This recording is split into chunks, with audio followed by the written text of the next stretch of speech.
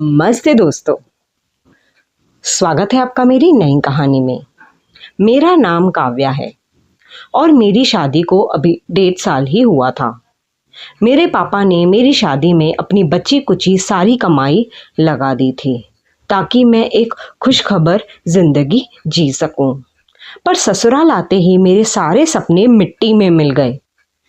मेरी सास और मेरे पति दोनों की नज़र शुरू से ही मेरे मायके के पैसों पर ही थी और जब उन्हें पता चला कि मेरे पापा के पास अब कुछ नहीं बचा है तो उनका बर्ताव अचानक से बदल गया, बेहद बदल गया। क्या बताऊं, वो मुझे दिन रात घर का सारा काम करवाते थे, दुकान और रसोई का हर बोझ मेरे कंधों पर ही डाल देते, पर बदले में मुझे सिर्फ एक टॉन्ट और बासी खाना ही मिलता था। उनका हर वक्त मुझे नीचा दिखाना, एक बहू के बजाय नौकरानी की तरह बर्ताव करना मेरे दिल में एक गहरा डर और सन्नाटा पैदा कर रहा था। एक दोपहर की बात है, जब मैं सुबह से भूखी प्यासी पूरे घर में पोछा बर्तन करी रही थी, काम ही काम, काम ही काम। तभी मेरे पीठ में बेहद गसू दर्द उठा, जैसे इतना चीड़ के जैसे दर्द होता है ना वैसे, और मैं चक्कर खा के वहीं के वहीं जमीन पर गिर गई। सास ने मुझे उठाने के बजाय मुझ पर ही चिल्लाना शुरू कर दिया। मैं चक्कर खा के गिरी हूं पर मेरी सास चिल्लाने बैठी है और कह रही है, अरे उठ, अभी ऊपर के कमरों की सफाई भी बाकी है, नौकरानियों की तरह नखरे मत दिखा। उस रात जब मेरे पति दुकान से वापस आए तो मैंने उनसे रोते हुए सास की सब बातें, अत्याचार की शिकायत कर दी, टोंटों की। पर उन्होंने मेरी बात सुनने के बजाय मुझे ही एक थप्पड़ मार दिया और कहा, इस घर में रहना है तो माँ की गुलामी करनी पड़ेगी। मेरा दिल गुस्से और डर से छन्नी छन्नी हो गया। जिससे मैं अपना सब कुछ मान बैठी थी, उसने ही मुझे अपने ही घर में एक मजबूर नौकरानी बनाकर रख दिया है। मेरा दिमाग तो सुन्न हो चुका था, बिल्कुल सन्नाटा था, भारी गुस्से से भर गया था।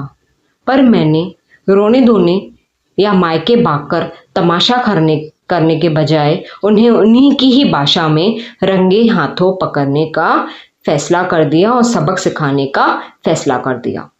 मैंने अगले ही दिन से घर का कोई भी काम करने से साफ मना कर दिया, साफ इनकार कर दिया और कमरे में आराम से बैठ गई, जिसे देखकर सास और पति का डर और गुस्सा आसमान पर छू गया था और पहुंच गया था।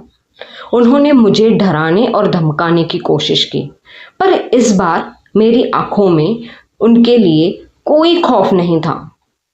मैंने चुपके से उनके उन सारे टोंटों और धमकियों को अपने मोबाइल में रिकॉर्ड कर दिया।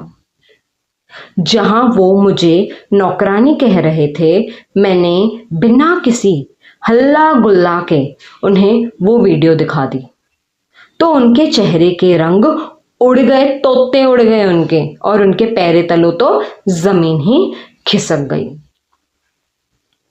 मैंने उन्हें साफ कह दिया कि अगर उन्हें घर में नौकरानी चाहिए तो वो बाहर से किसी को पैसे देकर हायर करें, रखें, क्योंकि मैं इस घर की इज्जतदार बहू हूं, नौकरानी नहीं, और अपना अपमान अब एक पल भी बर्दाश्त नहीं करूंगी। मैंने उन्हें वार्निंग तो दे दी, अगर उनका ये गंदा बर्ताव दोबारा फिर से शुरू हुआ तो मैं ये सारे के सारे सबूत लेकर सीधे उनके परिवार और समाज के सामने ही खड़ी हो जाऊंगी, उनका असली चेहरा रंगे हाथों दिखा दूंगी। मेरी इस डासू और नए रूप को देखकर उनके तो तोते उड़ गए।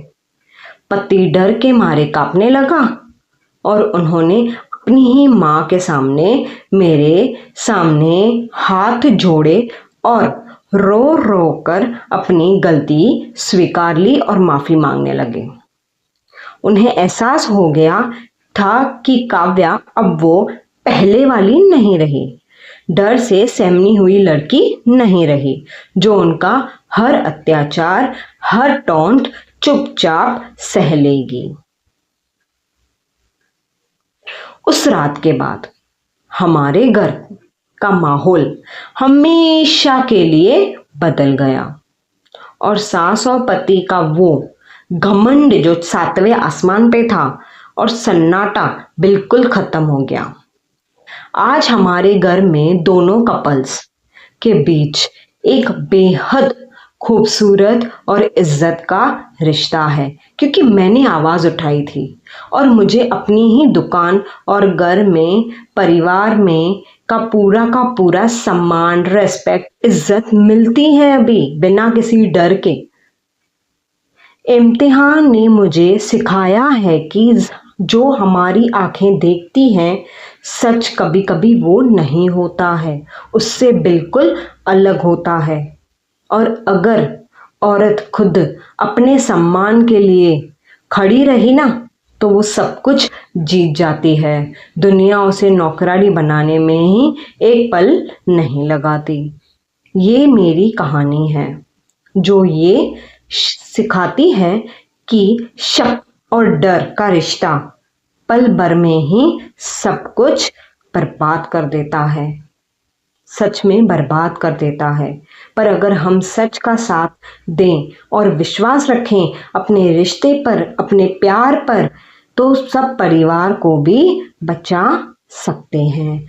और बहू को लक्ष्मी समझो, ना ही नौकरानी समझो। कहानी अच्छी लगी तो लाइक शेयर एंड सब्सक्राइब ज़रूर कर देना।